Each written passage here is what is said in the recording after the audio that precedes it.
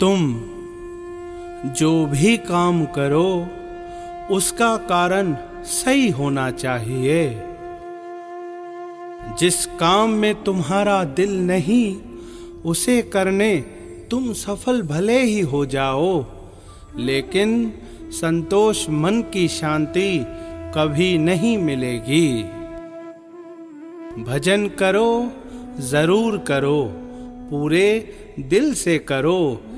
ईश्वर में डूबकर सब कुछ पाओगे, मगर जब पाओगे तो समझोगे कि बाकी सब बेकार है। ईश्वर नाम से बड़ा सुख कोई नहीं है। प्रेम से बोलिए जय समाधा।